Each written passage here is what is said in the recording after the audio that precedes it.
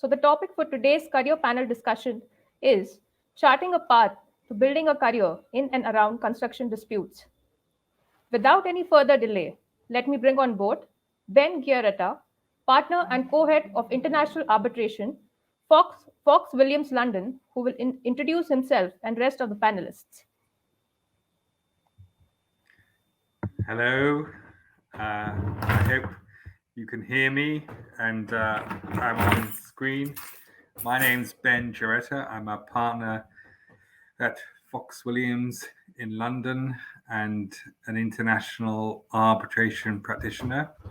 We have a session now all about careers in arbitration and construction law. And we have a panel of 5 people in addition to myself, who come from all walks of life within the construction world. And I'm very much looking forward to hearing what they have to say. What we're proposing to do is hear from each of the speakers first, a bit about their backgrounds and their careers to date. And then we're going to have a discussion session about various important topics concerning careers. And after that, we'll have a Q&A session. So if you have any questions, then please put them in the chat for the panel. Now, I'm going to introduce the panelists first, and I'm going to introduce them in the order in which they're going to speak in the initial part of this session. So to begin with, we have Wee Jian Ang, who's a partner at Pinson Masons in Pillay in Singapore. Oh, there he is. He's an international disputes lawyer specializing in infrastructure, arbitration, and litigation. His matters are often confidential and complex and arise in major international projects across Asia, Africa, and the CIS region. They've involved railways, wind farms, highways, turbines, power stations, process plants, etc., etc. I'm not going to read out the full list. And after Wee Jian, we're going to hear from Shashwat Bajpai, who is an advocate in the Supreme Court of India. He practices before the Supreme Court, the High Court, and statutory tribunals, specializing in litigation, arbitration, international taxation, transfer pricing, domestic and international arbitration, etc., etc. Again, I'm not going to read that all. It's a very long list, and he operates from his own chambers, DRSB Law Chambers. Thirdly, we have Matthew Bell, who's the senior lecturer and co-director of studies. It's very exciting. Everyone's appearing on when I read out the name. It's like the Oscar. Matthew is the senior lecturer and co-director of studies for construction law at Melbourne Law School. He joined Melbourne Law School after several years in full-time practice as a solicitor at Clifford Chance in London and at Clayton Utz in Australia. He's published widely in the field, including as the co-author of various books, including Understanding Australian Construction Contracts, Construction Law in Australia, and Residential Construction Law. Vivek Kapoor, who will appear. Oh, there he is. Here he is. He's a barrister in London at 39 Essex, but of course, he's lived many other places in his life. He specializes in large-scale, complex, and high-value commercial and investor state disputes arising from a wide range of sectors, including infrastructure, as well as energy and natural resources. He's recognized under the leading legal directories for international arbitration and public international law, as well as being qualified in England. He's also qualified in India, and he's represented clients before the Supreme Court in India and in the High Courts of various states in India. And last but not least, we have Ivy Lam. There she is. Hi. She's a senior associate and quantum consultant at Ancura in Hong Kong. She's a construction adjudicator, an accredited project manager, an accredited mediator, and she's a visiting lecturer at the university in Hong Kong. So there's our panel. And what we're going to do, as I've said, is have an initial part of the session where each of them introduces themselves and talks about their careers. I've also asked them to briefly comment on something that has perhaps been negative in their careers and also something that has been positive in their careers. So let's start off with Wee Jian. Wee Jian, over to you. Thanks, Ben. I too didn't expect it to be as dramatic as it is when everyone just appears on screen. I thought perhaps I'll start off a bit about myself. I've been in practice for about 10 years now, and I've been based solely in Singapore. I think of which about 9 years is predominantly infrastructure and construction focused, with sort of an emphasis on, as you mentioned, various types of large built infrastructure projects. Power plants, roads, and railways are the usual kinds of things you see. A lot of my work is cross-border. So even though I'm based in Singapore, because there aren't as many huge projects in Singapore, and there aren't as many huge projects in Singapore which get into trouble, most of my work is around the Asian region, with some new projects these days in Africa, as well as, like you mentioned earlier, the CIS region. I do quite a fair bit of council work as well, because in Singapore, most of those called to the Singapore Bar, like myself, are both advocates and solicitors. And so in a way, that's a good thing, because it allows you to get into the mind of what's necessary if you're advocating a case before the courts or before tribunals, where most construction matters tend to be fixed before.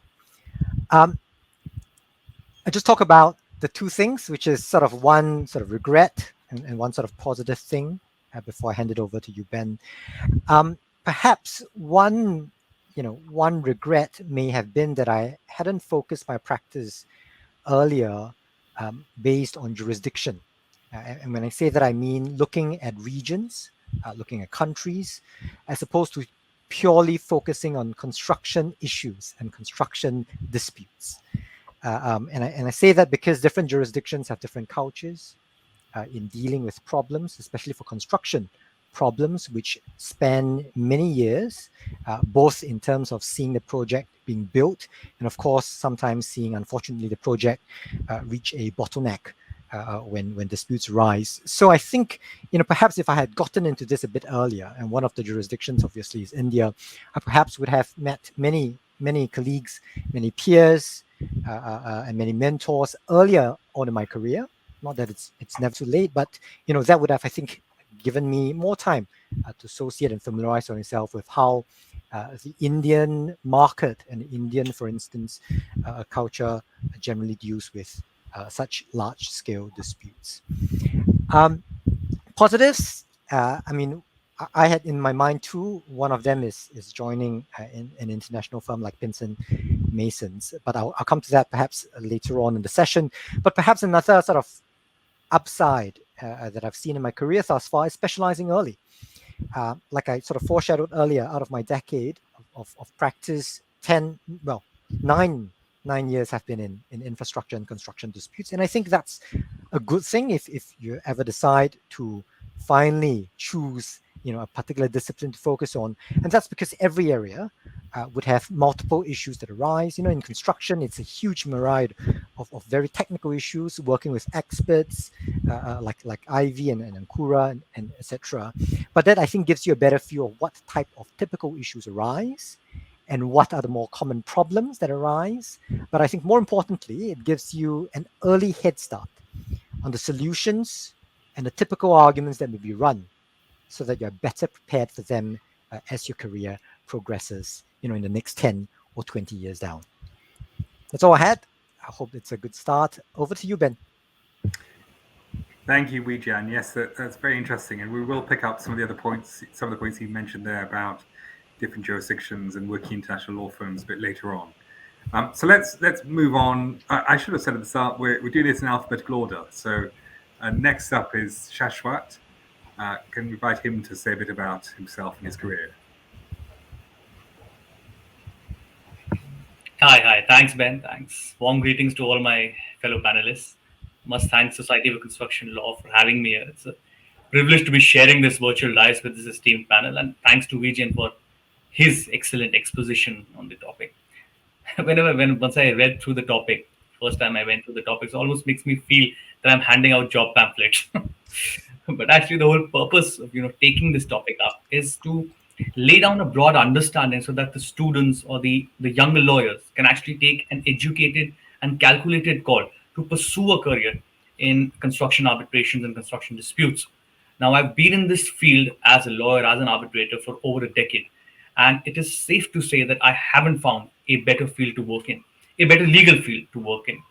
And I also agree with Vijayan that the only regret is to not have started it earlier.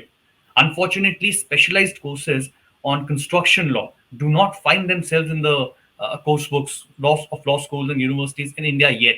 So I wish I could go back in my law school days and take the same benefit as of a benefit of an educator like Matthew, disseminating knowledge on the construction law courses at the Melbourne Law School. We of course had the benefit of some good mentorships by stalwarts like Ratan Singh, Mr. Tejas Karia, and others in charting a path forward. And that is where my suggestion also lies. Attaching oneself early to organizations by either as students or as young lawyers like SCL India, which will impart the students both a foundational and I would say expert domain knowledge which a law school in India is yet to provide. And in fact, I thank Ratan Singh for actually launching SCL in India to fill in that gap. So a lot of new generation lawyers can actually enjoy that early benefit that we didn't have at that point of stage.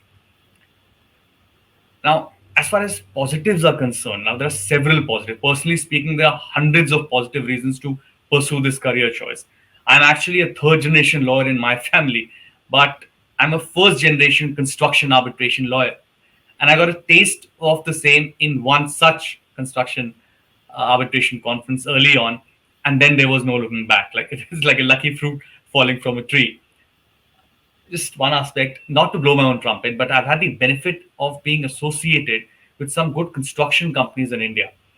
And that has really chiseled the underlying construction concepts and arbitration concepts for the field. The best part about this field is it's always evolving. And even though the law is settled qua some macro points, but applying it to the facts of the cases always challenges your legal acumen and aptitude. In fact, let's take the example of force majeure, one of the most oft-quoted discussion topics right now due to COVID. We all know the boundaries of law are already crystallized in the Indian jurisprudence by the Supreme Court of India and Energy Watchdog, the English jurisprudence with the Law Reform Frustrated Contracts Act 1943, if I'm not mistaken. All of this is crystallized. But how to stitch the same to the facts and marry it to the circumstances of a given case, that's an art a construction lawyer starting from the beginning will know and can address in such scenarios. I personally believe, and of course I'll be speaking from a biased Indian perspective, that a career in the construction dispute resolution field is best suited to this generation of lawyers who are looking for exploring niche areas of construction law, yet having the comfort to go back to the basic first principles of contract law. Nothing can be as inextricably wound up in contract law and construction law. That's the real pull towards this field. I may be sounding, relentlessly optimistic and, about the positives of this field, having sort of a Panglossian outlook to the whole debate in favor of a construction law career. But I say this consciously, having felt it and endured it during the course of these few years under my belt. Well, that's my perspective. Over to you, Ben. Thank you very much, Shashwat. And of course, you did talk about getting qualifications and specializing early on in your career. And that leads us very nicely into Matthew, who's at University of Melbourne. Matthew, would you like to describe your career to us? Thank you, Ben. Good evening, everybody. So you can tell this is a virtual background, of course. The sun's now gone down here in Melbourne, but we'll bring you warm greetings from Australia. And I wish I could be with you in Delhi, but I do send my congratulations to the organising committee. It's been a fantastic weekend, and thank you for having me as part of it, and of course on this panel. So I've when I was preparing for this, I realised that I've now been a construction lawyer for 25 years. It sounds like a long time, but I never imagined when I was at law school, exactly as you said, Dr. Bajpai, I didn't have the opportunity to study construction law either. But I did have the opportunity to study in the first year of the offering of the Master of Construction Law at Melbourne Law School, my local law school.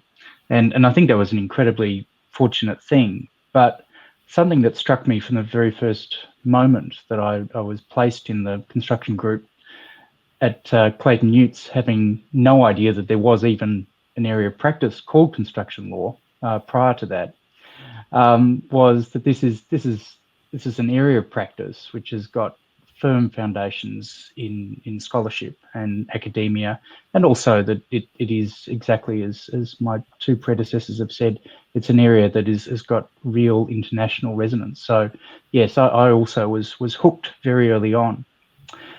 So I as you said, Ben, I practiced based in Melbourne, largely a national practice, acting for the Australian Department of Defence and their contracting and maintenance. And then I took up a role at Clifford Chance based in London with the international construction group there, doing domestic work, which was very interesting, but also particularly privileged to do a lot of work throughout the Middle East on EPC projects. So I did have a varied experience in full-time practice, but then I came back to Melbourne and took up my academic role in 2005.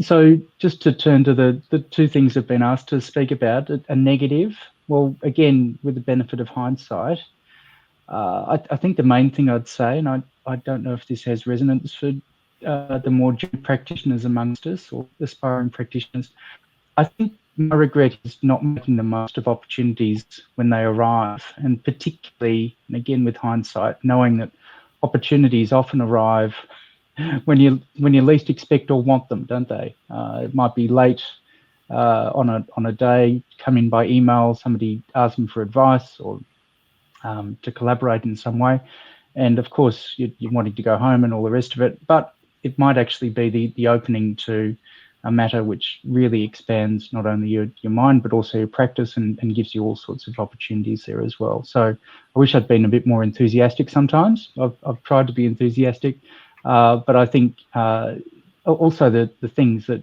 both panelists have said around mentoring, I think is deeply important. I've been lucky enough to be a mentor now, but again, I wish I'd had the opportunity to have that more formal mentoring when I was a junior practitioner. I was lucky to have some fantastic colleagues who mentored me informally, but the formal mentoring that is done by the SCLs and other organisations, I think, is absolutely fantastic. So please do get involved with that, either as a mentor or a mentee. And I think we can all do with mentors ourselves at every stage of our careers. So that's kind of a negative, but I think overwhelming the positive in my career has been good fortune. And you can't underestimate that in any career, of course, being in the right place at the right time. And I sort of feel like, and unlike most of my Australian compatriots, I'm not a big surfer, but I kind of felt like I was waiting around for that wave to come, and it was the wave of construction law practice, which has continued to surge over the last 25 years or so. And of course, the wave of being able to jump on and surf along as the construction masters, which was done at Melbourne North Coast School. So two very fortunate things there. The other thing is, and I really do want to call out, oh, sorry, I lost you there for a second. Call out to many of the leading practitioners around the world who've in many ways not only fostered my career, but supported me in all sorts of different ways. It's a very supportive and international organisation that we have within the SCLs. It's a very supportive community. You need but ask. I think it's I won't say it's unique within legal practice areas, but it's certainly very distinctive that we do look after each other, I think, and want to foster careers across international borders. Thank you, Ben. Thank you very much, Matthew. And yes, some very interesting points there. We might come back in particular to talk about mentoring in a bit more detail later on. Let's hand over to Vivek now to hear from him about his career. Thank you, Ben. Thank you so much. Well, good afternoon, everyone, and good morning to all those joining from London. So I've had an interesting career, to say the least, and it's slightly different from the others. So I started my career at the bar in India, and that was a phase when I did a variety of work, from regulatory to construction to energy to commercial, financial, I think most practitioners of the bar in India would be able to relate to that. And after practicing in India for a couple of years, then I moved to the US. I did my master's. I worked in the US, and then spent a little less than a decade in private practice in Singapore and London. So over the period of time, started doing a lot of construction, started doing a lot of infrastructure, and then I moved back to the bar. And then now I practice at 39 Essex in London, but also in India and Singapore. So construction is and infrastructure are a big focus of my practice. And if I was to talk about the positives, I think the great positive of my career would be the variety of work that I've been able to do. Part of the reason has been moving jurisdictions, working with a great bunch of people. And I think Matthew made a very important point. It's about opening yourself up to opportunities, because a lot of times opportunities come which don't look very glamorous. You get a case which you might not be inclined to, but if you put yourself out there, you do a little bit of hard work, that can be a very important stepping stone to moving forward in a particular field. Now, one of the negatives, I appreciate we will have a lot of young students and young lawyers in the audience. And I think one of the things that I realized was a negative was I focused too much on the law. I didn't focus as much on the skills. Now, with that, I mean, to be a good construction and infrastructure lawyer, be it a contentious or a non-contentious one, you need to focus on skills like drafting. You need to, if you want to be a disputes lawyer, you want to focus on your advocacy. Now, what happens is when we are doing our law courses, when we're starting out a career, the focus is, towards the law, towards becoming a better lawyer. That is important, but a very important aspect of being a good lawyer is having the right skill set, because you need to write that wonderful brief. Otherwise, your insights into the law are of no consequence. And I think if there is one takeaway that the young lawyers and practitioners want to take from my experience, it is to focus a lot on the skills. You will pick those up. You will be trained by your mentors, your organizations.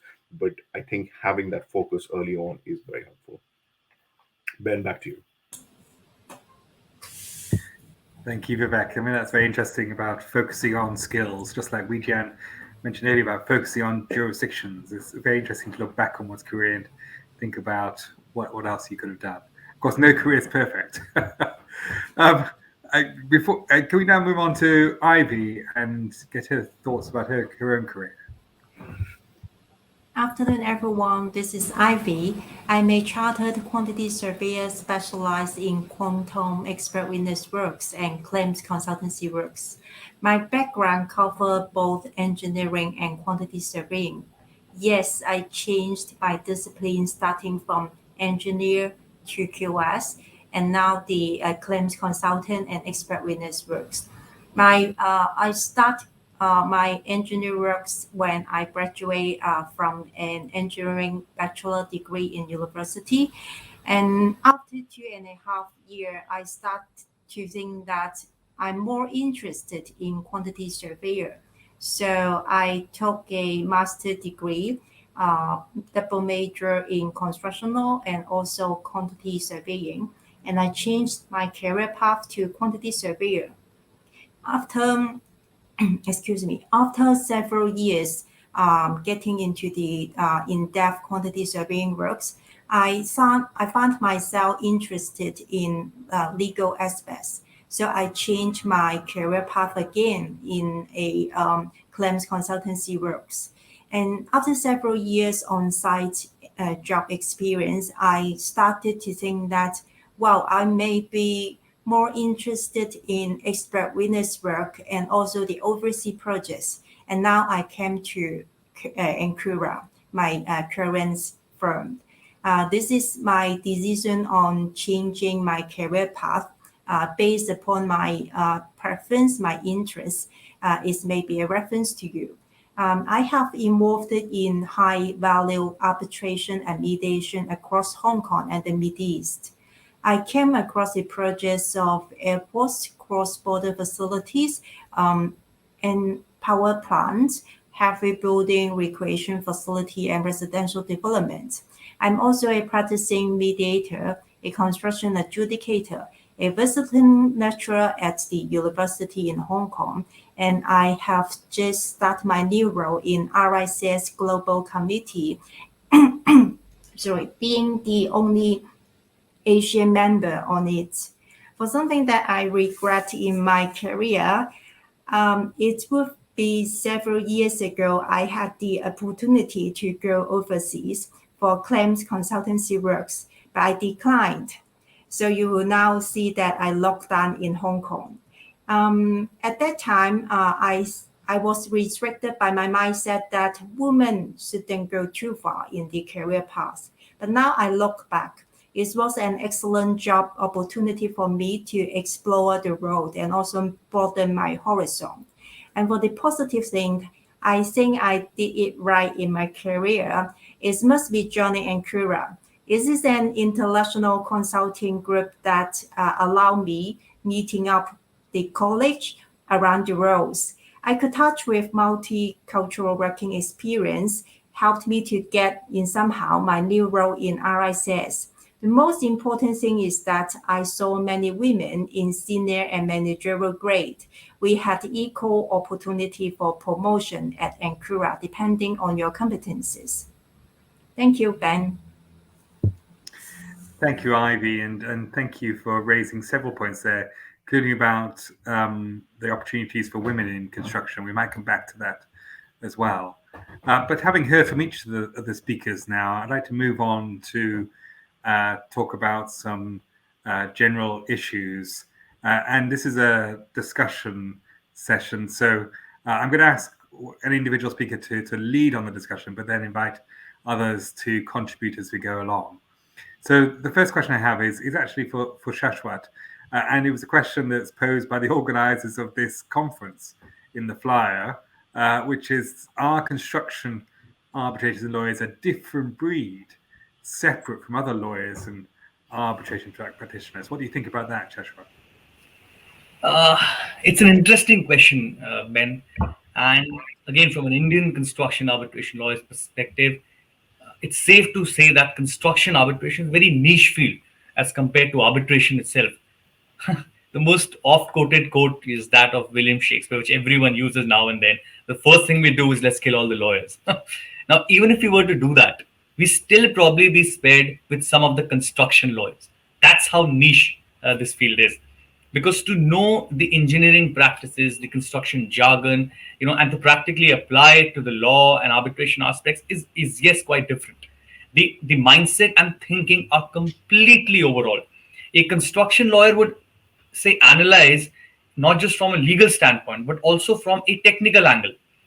For example, let's take, all of us will be aware of, the tender drawings, for example. Now there's an exchange in tender drawing leading to a change in scope of work.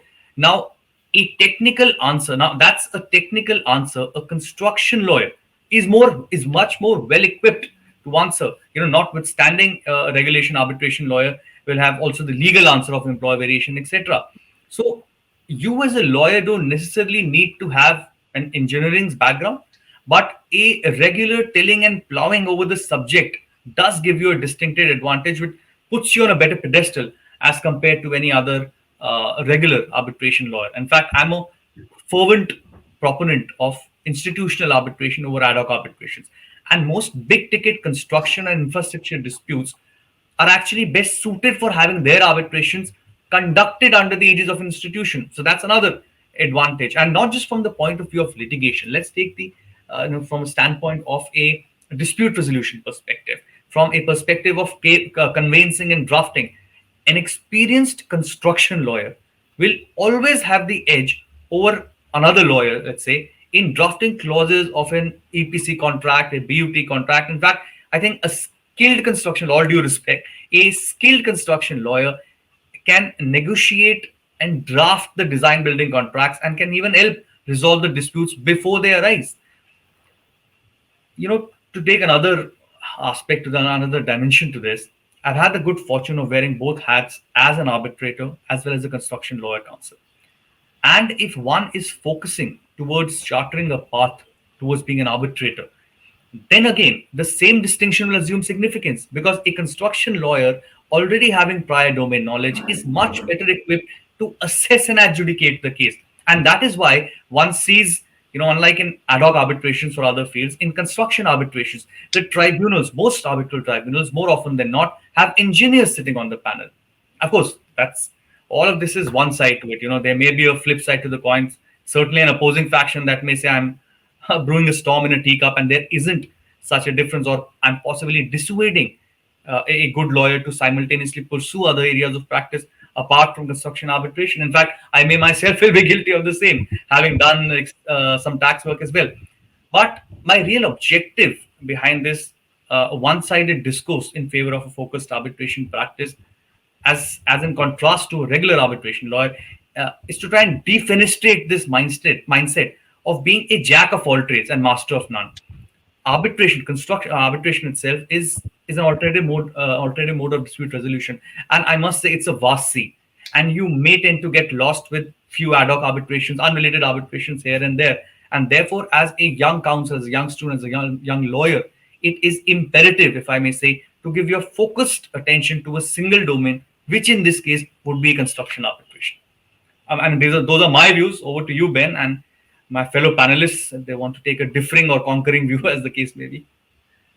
Thank you. Perhaps I could turn to Vivek on this question, because I know that you've done quite a wide range of worked in quite a wide range of sectors during your career. Are construction lawyers a breed apart?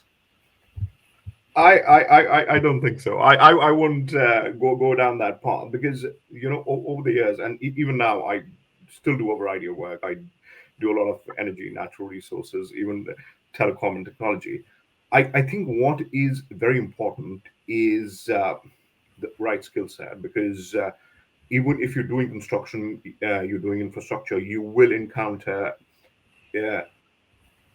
specialized aspects which you haven't encountered before. Now, if you're a non-contentious lawyer, definitely focusing on a non-contentious construction lawyer, focusing makes a lot of sense. But I think if you were a disputes lawyer, having a slightly wider variety is helpful. The skill you need to develop is to be able to pick up the nuances of the dispute quickly, understand the numbers as well, which is an important aspect. But I think having a wider focus is helpful, because you're able to bring a lot of different things to your offering to a client than just being single track.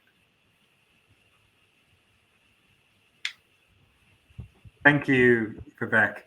Perhaps we can move on to the next question to Ivy. Ivy, you may like to comment on that question as well, but the particular question I'd like you to talk about is the advantages of having an engineering background, because you mentioned that you come from an engineering background before you moved in to be a QS, but here you are talking to a group of lawyers.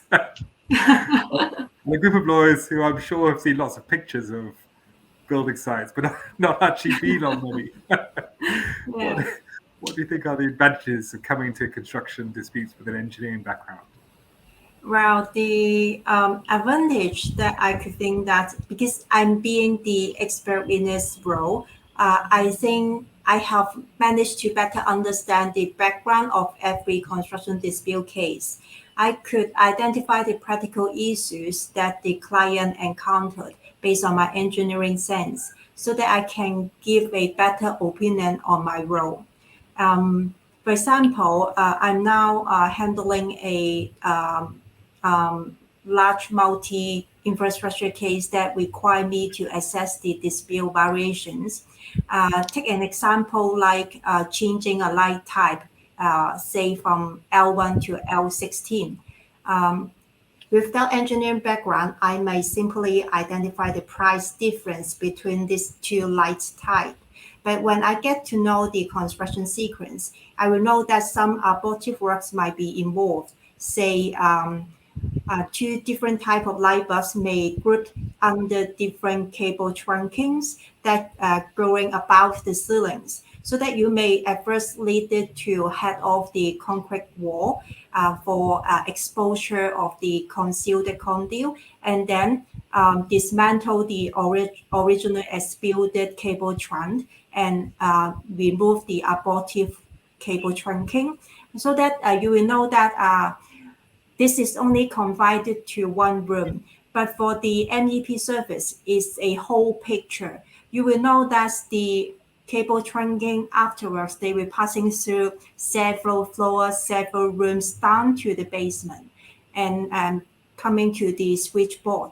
And now you will know that if you don't have the engineer background, your price will come to simply the price difference between two light bulbs. And if you have the engineer background, you will know that the abortive works, the value will be much more larger than you will imagine. That's what I think the advantage of having engineering background. And on the other hand, looking back to my career path, I'm more capable of taking over various roles in the construction field, which requires several competences like engineering, QS, and legal background at the same time. There are many roles like claims consultants or contract administrator. They lead more multi-competences instead of one single background. This is what I think the advantages of having engineering background or multi-discipline background. Thank you, Ben. Thank you, Ivy. Can I go to Wee Jan on the same question? I mean, Wee Jan, like myself, have legal qualifications but not engineering qualifications, but you've worked on many projects throughout the world. Do you regret not getting an engineering degree before embarking on a law degree?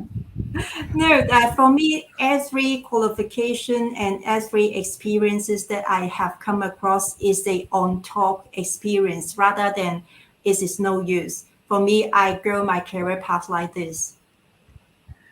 Thank you, Ivy. Wee Jan, what do you think about this?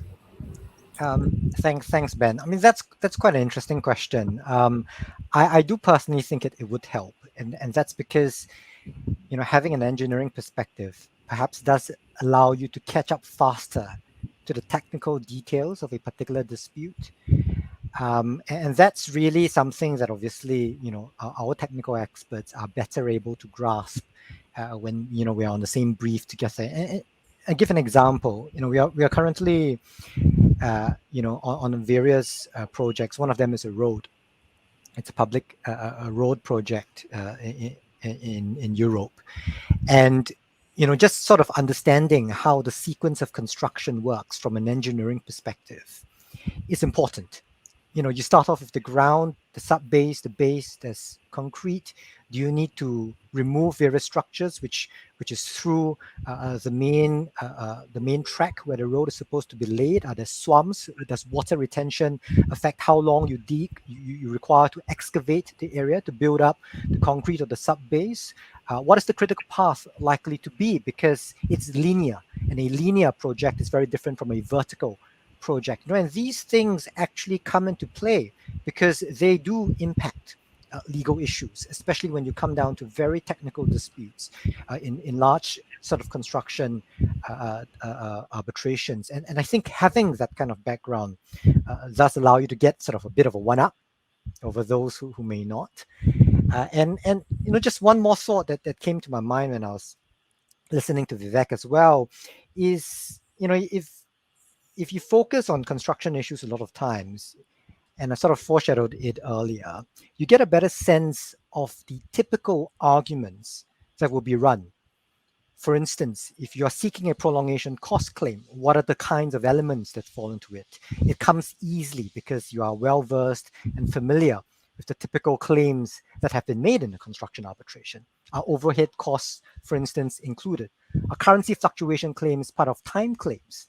You know, things like that probably come a bit more easily to a construction lawyer who would have probably faced these types of claims in other projects. So I think there is a bit of advantage in either focusing on construction issues and 2, having a specialized technical background to assist you when you're preparing the briefs that will eventually appear before a tribunal. So there is value, and it's up to us to sort of milk it and see how best we can optimize it. Thank you, Wee Jian. Can I come on to Matthew at this point? We talked a fair bit already about qualifications, and Ivy has talked about her engineering qualifications. But you're the person to ask about qualifications, being at the law school there. Perhaps you could comment on, well, firstly having engineering qualifications, but also the value of the legal qualifications that you offer at Melbourne Law School, in particular the Master of Construction Law there. Oh, thank you, Ben. And I think actually it's a lovely segue from the discussion we've just had, Ivy and Wee Jian. I think you've both answered that question in the affirmative, that the interface between the technical and legal qualifications is a wonderful advantage. I've certainly seen it in many of my colleagues at the firms that I've worked with, and I suppose need look no further than somebody like Sir Vivian Ramsey for the ability within that one brain to be able to understand all the different languages that might be spoken to him in an arbitration or judicial context. So that said, creation of such a unicorn, as it were, and I'm not calling Sir Vivian a unicorn in any sense, but they are almost magical beings that are not easy to create. So I also don't want up-and-coming colleagues to feel like you have to have a degree in engineering and a degree in law. And my case, my own background was an arts degree. I majored in history. So from that point of view, I think I got the job within the construction group largely because, as one of my favourite clients said, I was a wordsmith. And I actually took that as a compliment from him, but I'm not sure that he meant it that way. I think he was a bit concerned that we might actually be able to wrap up as lawyers things that should be common sense in a lot of words and just confuse everybody. But I'll give myself the benefit of the doubt with that client. So certainly the more perspectives we can have, the better. But just to turn to your question, Ben, and I am conscious here that of course we've got a master's program at Melbourne Law School, but we do have a number of programs, as you said, that's right. I'm not aware of one yet in India, but hopefully soon in Pakistan, and of course through Dubai and throughout the UK and many other places as well, where there are master's level courses in construction law. I'm not so well versed to speak to the society-based accreditation. Of course, Chartered Institute and Ivy, you've already mentioned RICS and others, but that's an equally important and I think very focused way for the industry and the profession to actually plug knowledge directly into what you need as an accredited specialist there. So I don't want to discount that either. But I guess just for context, if our listeners aren't aware, most of the construction law programs at master's level throughout the world are offered to both lawyers, legally qualified people, and people who do not have legal qualifications, that is, construction professionals. And I think that's a very deliberate move by the people who have framed those courses. And when I say the people who have framed those courses, one of the, I think, uniquely valuable aspects of the way in which the masters have been set up in most places, including, of course, King's and College London and us in Melbourne, is that the profession has had a massive impetus in setting up these courses, really saying that there is a gap, as I think you said, Sash, right before, there's a gap in skills and knowledge that we as the profession would like to foster through the academy.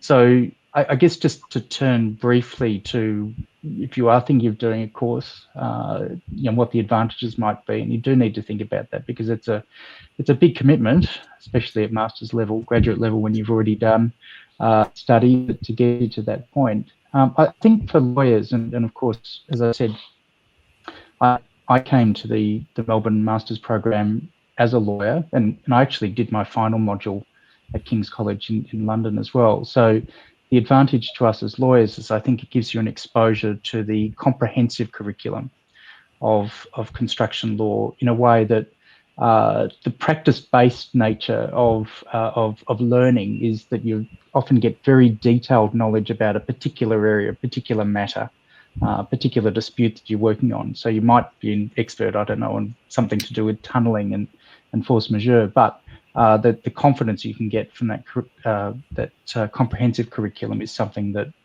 we do offer through the academy. It's also, I think, extremely valuable for the reasons we've already discussed for us as lawyers to actually hear from other lawyers in other firms, and most importantly, I think, from construction professionals who might end up being our clients, but more importantly, to give us that tempering of, you know, what you can actually do if you're drafting a contract, or what does it actually mean. And sorry, Ivy and Weejan, you've already dealt with all of this, but what does it actually mean to have a variation or a change clause in a contract that gives you unlimited rights to change anything like that, if in fact, you know, from a technical point of view, you just can't make concrete hold up a building in that way. So even at a basic level like that, it's vitally important. The other aspect of the academy, I think, is that we do have the opportunity for these sorts of interactions in a non-adversarial way. So you are in a room, a Zoom room at the moment, usually. You are in a room with other people in the industry without having to be at each other's throats in the negotiation of contracts or in resolution of disputes as well. So what about for non-lawyers then? So from a non-lawyer's point of view, it means that you can plug directly into the law-related knowledge without the burden of having to do a law degree, which is always upwards of 2 to 3, 4 years. And of course, in every jurisdiction, the law degree will require you to do a lot of subject matter, which may be not relevant to you at all in what you want to do in the construction industry. And it also means that I think all construction law master's programs are very conscious of bringing our non-lawyer colleagues up to speed very quickly and efficiently with what they need to know in order to be able to engage in that legal discourse when they then go into other modules which have got lawyers in them. So we are speaking the same language.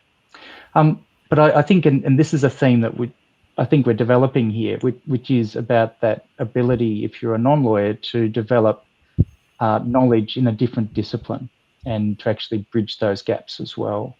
You know, one of my abiding beliefs is that bright people, we might fall into one discipline or another for all sorts of reasons, but you know, we can turn our minds to all sorts of different areas. There's a lot of happenstance in the careers and the disciplines that we fall into, but you know, a lot of us are interested in other things. You know, I've got a lot of books on Brunel, for example. I've been fascinated with engineering over the years, and architecture and other things.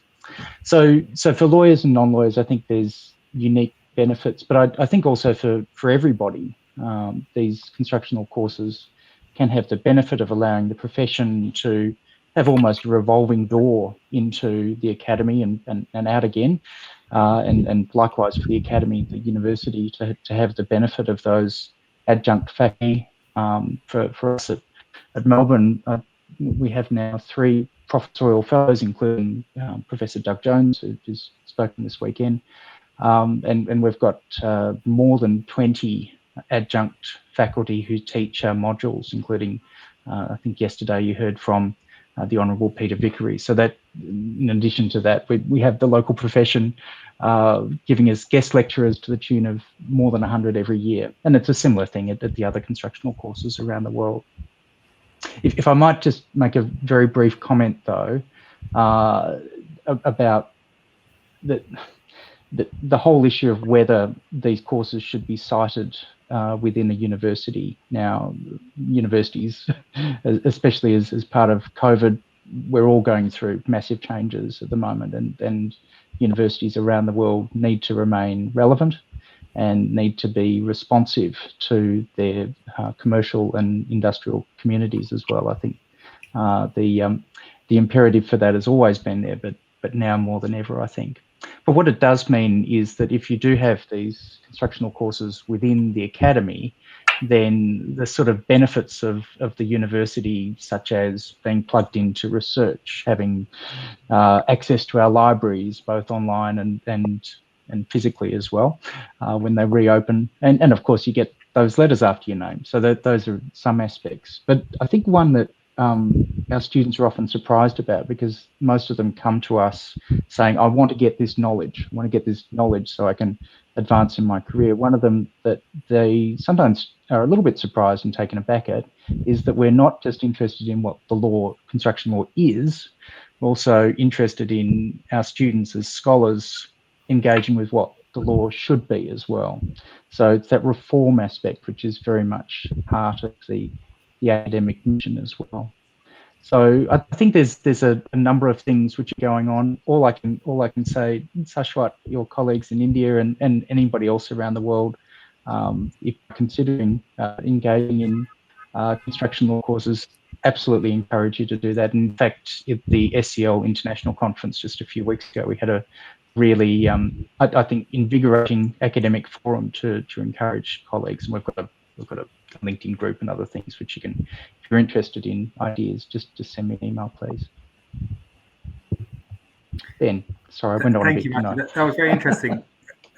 And in particular, it was very interesting to you to talk about the overlap between academia and the world of legal practice. I mean, coming from an English background as I do, and this is something you'll be aware of as well, in the English world, there's a very definite divide between the legal practice and the ivory towers of academia. But you're making a very good point that well, and again, that's not something that we've invented at Melbourne. That's very much a model that we've adopted from the wonderful work that was done by King's College London over 30 years ago, or coming up to 30 years ago.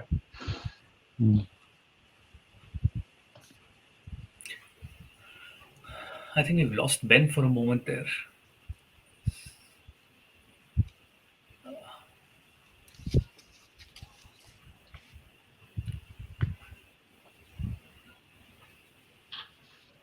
Ruben, could you take that, please? For Ben, I think due to his connection, his video and audio seems to be off, please.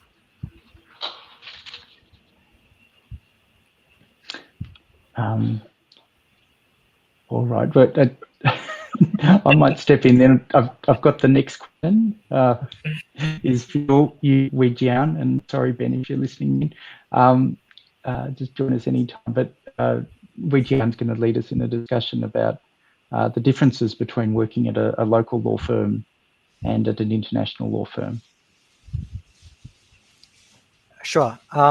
Thanks, Ruben. I'll just pick up before I allow Ben to steer the conversation later again. I mean, I started off in a local Singapore firm, which was one of the best, I think, in commercial disputes. But there wasn't obviously a huge focus on infrastructure in the same way as I do now in Pinson. Sorry, I'm back now. Hello. And if I were to sort of deal with two sort of differences between a local firm.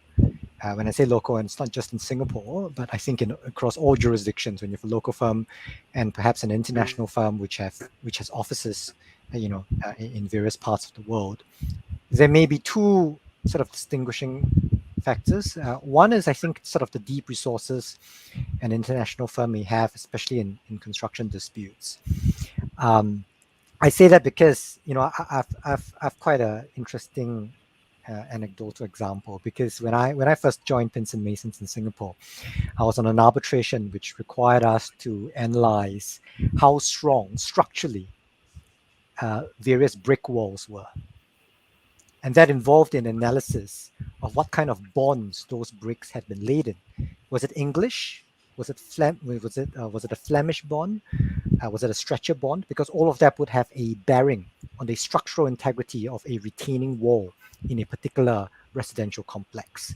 So that's fairly technical, and then we were looking for an expert, and I realized that when I asked my colleagues who are obviously in the practice for longer than I have, they said, actually, we've got a database of experts, including someone who specializes in bricklaying.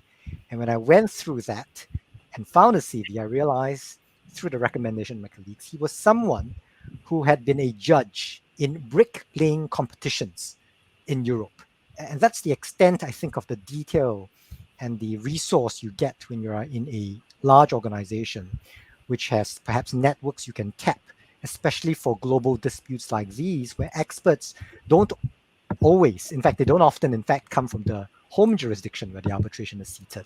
It often is from other parts of the world, because each technical discipline is exceedingly niche, and we have also had experience instructing professors, and one of them was someone who specialized in glass reinforced panels for a commercial structure, and that a particular discipline only has 3 or 4 people in the world who knew about it, and the one we engaged ultimately was a professor in Europe. And that's the kind of access you get when you're an international firm, because you are able to tap on the wider expertise of your colleagues and the various offices you have. I guess the second distinguishing factor might be the kind of mandates that you get for construction projects. And many of these construction projects will never be only in your home jurisdiction. And ever since I've joined Pinson's, some of the more sexy dispute mandates I've had involves things like projects in Paris, in South Africa, in various seats over power plants, roads, railways, and increasingly these days in wind farms. And that those kinds of mandates may not necessarily fall to local firms, because clients may want firms with particular skill sets in these areas with a track record of managing such matters. So those could be two distinctions. That's not to say that local firms aren't good. Everyone starts off there, and I think it's important for you to get your foundations right before you decide which kind of place is better for your practice in the future. Hi, thank you, Wee-Jan. I'm sorry to everyone that I dropped off briefly there, but thank you for that interesting discussion, Wee-Jan. I'd like to get Vivek's perspective on this as well, because, of course, Vivek, you worked at an international firm. Perhaps you can talk about that, and then perhaps you could also talk about moving between different countries, because, as you said at the beginning, you lived and worked in India, the US, and the UK. And Singapore. Singapore, of course, I know that. No, I think Wee-Jan made a very important point. I think the exposure you get in an international firm and being in different jurisdictions gives you a very large expanse of experience. So, as Wee-Jan was saying, in a local domestic setup, you see only very regional disputes. When you have a larger platform, the access you get to doing different varieties of work. So in different places have different stages of development. So you may be doing a social infrastructure in one jurisdiction. You may be doing a road or a dam in another jurisdiction, which is something you cannot do if you have a practice which is very focused to one jurisdiction, or you don't have a platform like an international firm. I think that is a very big advantage, and I think one of the interesting things I was able to do was work when I was in Singapore. I did a lot of interesting stuff in the Far East, in Africa, in the Middle East. As I moved to London, did some very interesting stuff in Africa, Russia, CIS, even Latin America. And I think that is an advantage that you get. But the slight disadvantage is it becomes very difficult to maintain continuity of your client relationships. Now, what worked very well for my practice was I always had that anchor, and that anchor was, doing work in India. So I always, did a fair amount of work in India, which continues now. Rather, it's increased with the being at bar. So that has been something that was very important. But equally, if you don't have a focus on a jurisdiction, that anchor to your career can be your work in a particular sector. So if you're a construction and infrastructure lawyer, contentious or non-contentious, you focus on that. If you move jurisdictions, or if you get plugged into domestic stuff or stuff happening in various parts of the world, you're always able to bring that skill. And I think it is very important to have that anchor. And I think having an anchor in a in a skill, in a sector, is, I think, having it in a jurisdiction. Though mine has been in a jurisdiction. Thank you very much, Vivek. I don't know. We've come on to the Q&A section of our session. I haven't seen any questions from the audience yet, but perhaps the organizer might like to feed them through to us if there are any. But while we're waiting for that, I'd like to come back to a point that Matthew raised about degrees, and I'd like to ask Shashwat actually about his degrees. He's got quite a lot of degrees, but from very eminent institutions, of course, including Oxford and Delhi. But of course, you moved on from academia now, and you've had a long career as a practitioner. Looking back, what do you think the value of those degrees has been? And also, I wondered if you could pick up on what Vivek said earlier about the importance of skills as well as knowledge of the law. Thanks, Ben. Thanks for that. Narrating on my degrees also almost makes me feel that I'm blowing my own trumpet here. But, well, the way it goes is the earlier degrees, the one BCL, the one master's in Oxford, and as well as the PhD, as you rightly pointed out, more related to academics and more related to subject areas which were not related to arbitration. And that I should have actually put in one of my regret points, because Oxford has one of the best courses in international commercial arbitration, which if I had to go back in hindsight, I would have taken that opportunity to take that up. But what these degrees have really helped me is broadening my horizon with regard to analyzing these concepts in a better form. And when you're in India, when you're in Indian law school, you're more prone to reading and using it.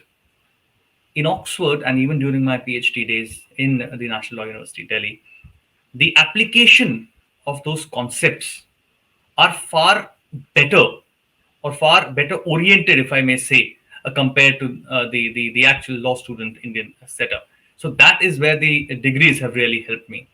But the last degree I want to mention, which is the MCARB, and that's where I build on what Matthew said, is the MCARB degree. Now that has really helped me to international the arbitration from an international perspective, and I do feel that invariably, if the recognition derived, let's say, from an additional CARB qualification is unparalleled in the field of arbitration itself, it does give you a distinct advantage, both from like a fellow in CARB, both from the point of view of broadening your horizon, as I said, as well as gaining credibility in those known circles.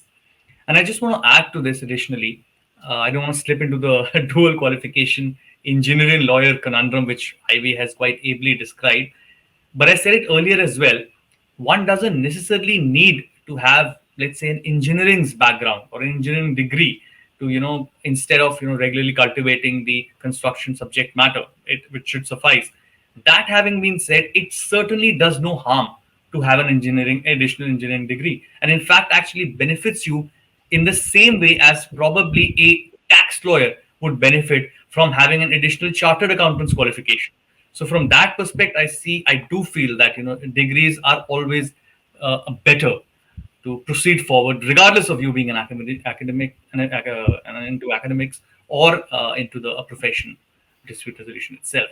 And just to build up on what Vivek said, as far as the skill set is concerned, I, for my first few years, actually was quite into international transfer pricing and international taxation, and still am, and that's where I got my PhD as well. So Vivek did point out correctly that you can broaden your horizon beyond just the construction ambit, and there is no harm to it. Although I do feel at the end of the day, the better focus should be on construction arbitration. I hope I've aptly answered, please. Thank you, Shashwat. I just want to change the focus a little bit and come back to a point that Ivy made about the opportunities available to women in construction law and the construction sector. I wonder if you could elaborate on that, Ivy. Yeah, thanks, Ben. I have worked through several companies like Chinese, Cantonese, the UK, the international one. So across all those companies type and culture, I would say that in Chinese and Cantonese companies, I may see one amongst hundreds people that a woman can be a managerial grade.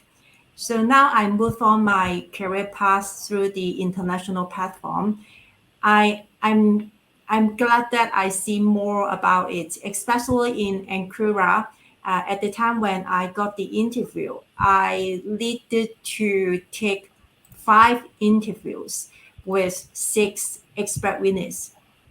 It was wow, a nightmare to me. Because in these interviews, I could see that half of them are women. This is a very encouraging situation to me, and even but I successfully got the offer, and I am very glad that it is consistent to what I seen in the interview inside now the working environment. To women, I think that you will come across several problems or issues in your career path because sometimes people may think that you will focus on your family in the later on stage.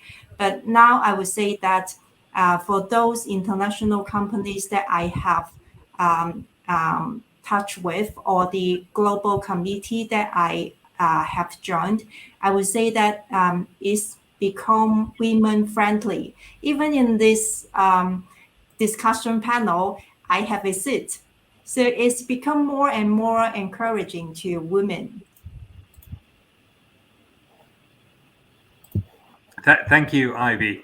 I wonder if actually on the same point, I wonder if I could ask Matthew. Matthew, of course, you see lots of students come, or they're usually, or there may be professionals coming to Melbourne to do degrees. So you've got a perspective on the gender mix there. Do you think the gender mix is changing construction law, particularly bearing in mind your career at Clifford Chance in the UK and Clayton Utz as well? So for several years now, at least in the Australian legal profession, we've had actually the gender balance has been tipped towards women among graduates in the law. And indeed, my dean at Melbourne Law School is a woman. I'm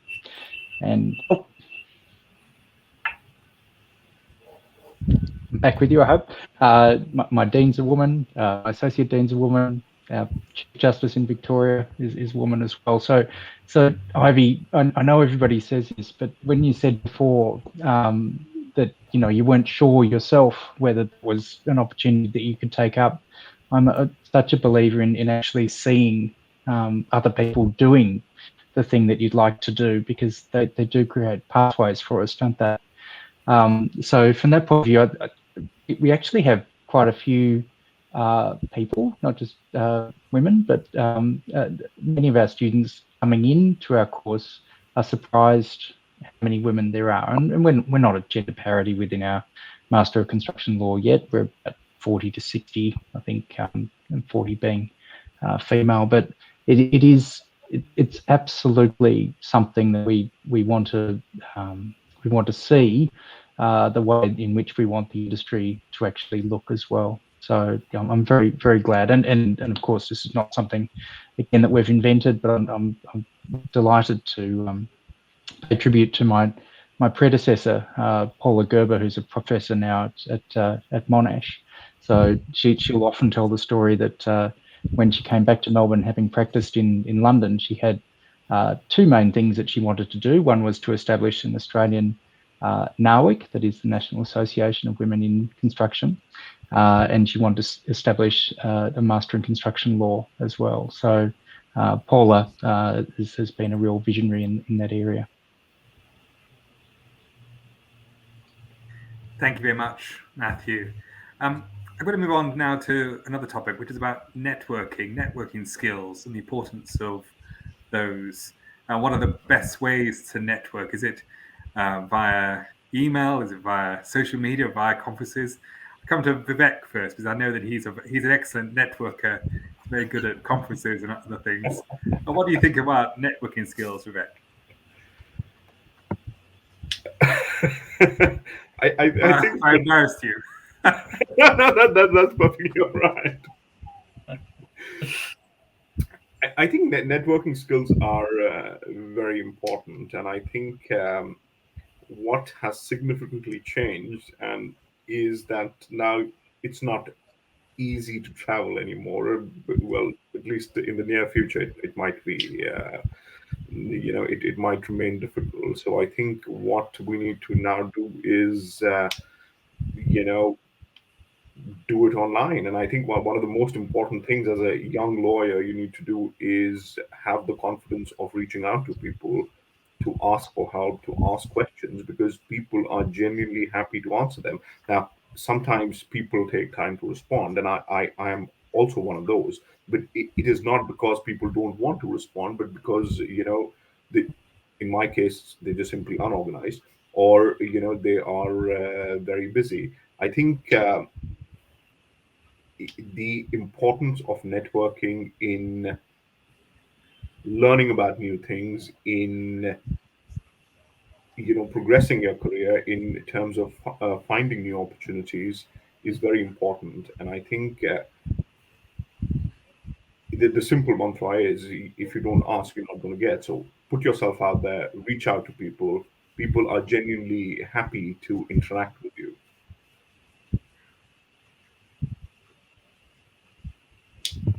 Thank you, Vivek. And Weejan, what do you think about networking, particularly in today's world where we're all sitting here behind computer screens? Thanks, Ben. Critical, I think, and perhaps on hindsight, when I spoke about the regrets, one of the things that I would have said as well is that I would have probably been more prolific in doing that. And I think people need to dispel the myth about networking. It's not sort of necessarily blowing your trumpet, but I think it's letting people know what you can offer as a service and what you are good at, because that's something they can turn to you for assistance if they ever need it. And I think, bearing that in mind, I think sort of dispels notions that this is something that is awkward, that is just seemingly arrogant and perceptions like that. So I think it's important. And so what Vivek said, I think the pandemic has changed networking. I used to fly down to India in particular, almost 3 or 4 times a year, and that's how I met Shashwant there. I think two or 3 years ago, and obviously that has not been able to happen. But I think the value of networking is that when you press flesh, people recognize the effort, and people get to know you a bit better, not just as an academic, as a lawyer, as a construction professional, but I think as a person. And I think that's important because they learn to know you and trust you as a human being. And I think that makes any professional relationship, if it comes to that in the future, when there is a instruction or when there's a mandate, that working relationship is a lot stronger and a lot more sustainable. So I think that there can't be enough words to emphasize how important networking truly is. Thank you, Weejan. I just want to move on to another topic, which is an important part of many people's careers, perhaps not at the early stages, but later on in the career, which is obtaining their first appointment as arbitrator, and indeed obtaining appointments thereafter. Shashwat, you've mentioned that you sit regularly as an arbitrator. How did you go about getting your first appointment, and how do you get appointments now? So the way it works is I got my first appointment from the Delhi High Court. So we have is Section 11 application under the Indian Arbitration Act, wherein if there is a dispute or you cannot settle down on a procedure to appoint an arbitrator between the parties, then you approach the Delhi High Court or the High Court in whichever jurisdiction that you are. I'm in Delhi, so I got from the Delhi High Court. Then the High Court appoints an arbitrator. It can be chosen from a panel of arbitrators, or if the High Court so deems fit. And this was way back, I think 6 or 7 years back, I got my first appointment. In fact, I was one of the youngest sole arbitrators to be appointed at that point of time.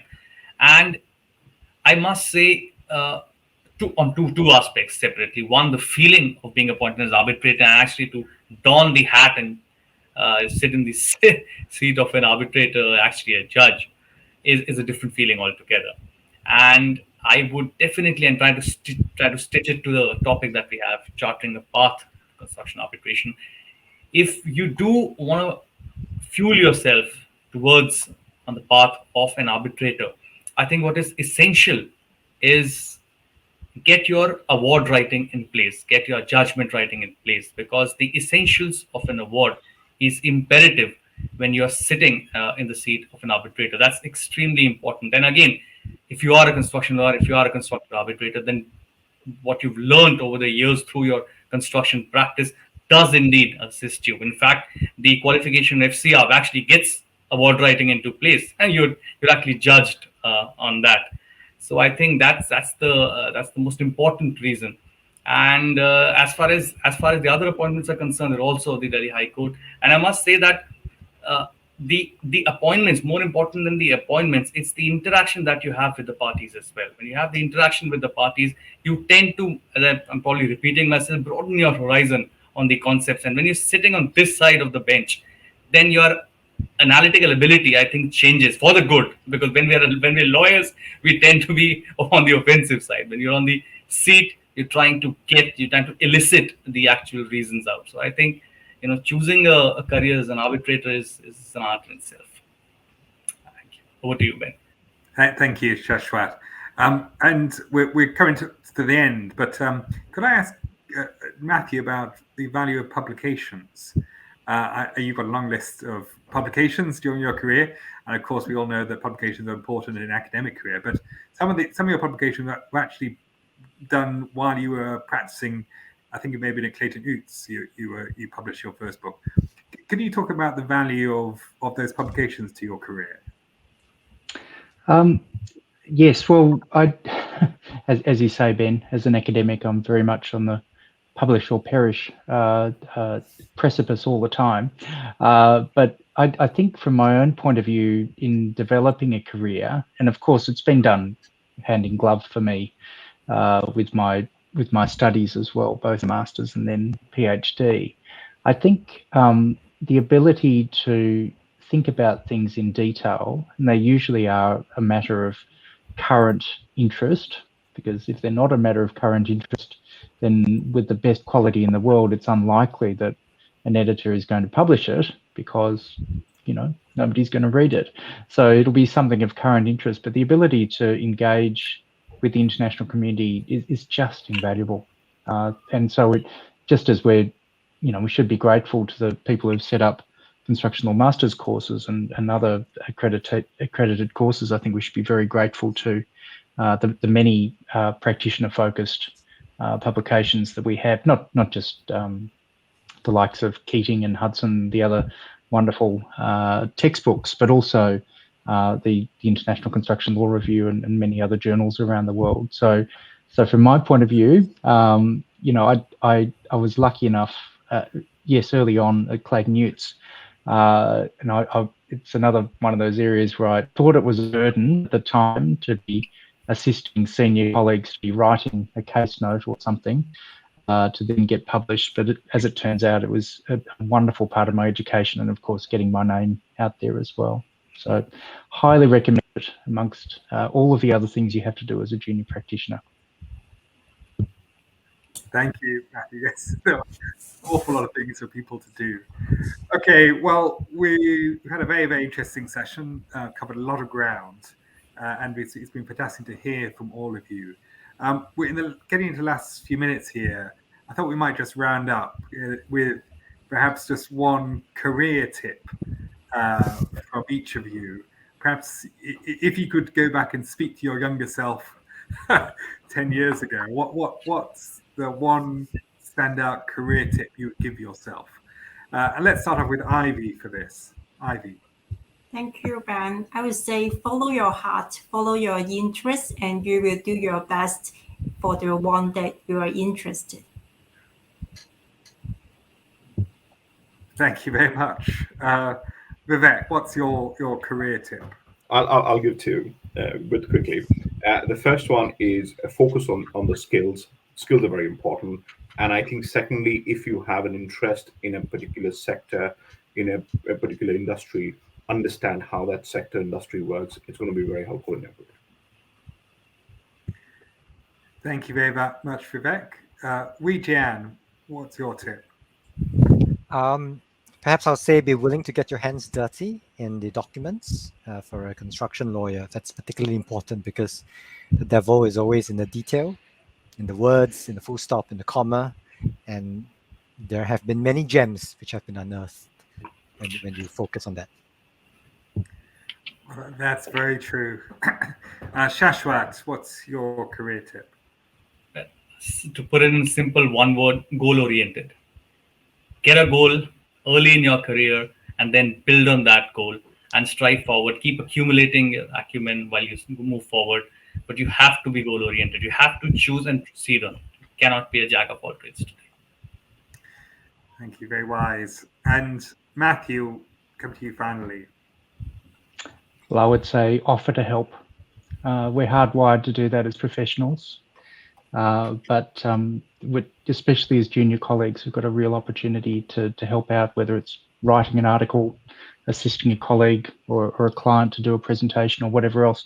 And suddenly you'll go from thinking that you're invisible to the construction law community to being a really important part of it.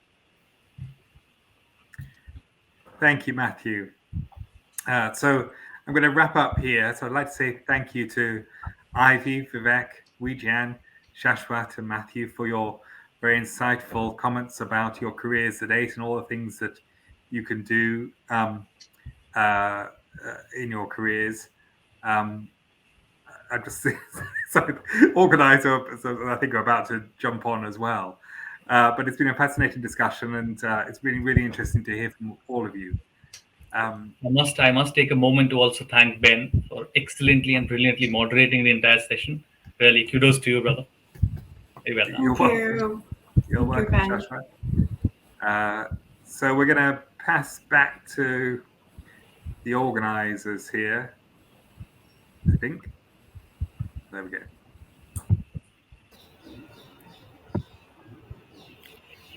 Hats off to our panelists for such a wonderful session. I'm sure this was an eye-opening session, especially for young budding professionals. Before we move ahead, let me declare the winner of the quiz organized by Atkin Chambers, London. Our second runner-up for the quiz is the team from AECOM India Private Limited, comprising of Mr. Pranshu Agarwal and Mr. Febin Anthony. The runner-up for the quiz is the team from Indus Law Firm, comprising Prerna and Aishwarya. And the winner of the quiz is Team Dreamers, comprising Raghubir and Anika. I congratulate Raghubir and Anika for winning the construction law trivia. In the next 10 minutes, we have address by our chief guest, the one and only Mr. Gary B. Bourne, world-renowned and the foremost leading international commercial arbitration practitioner. I request you all to kindly move in the auditorium 1, for we begin shortly. See you there.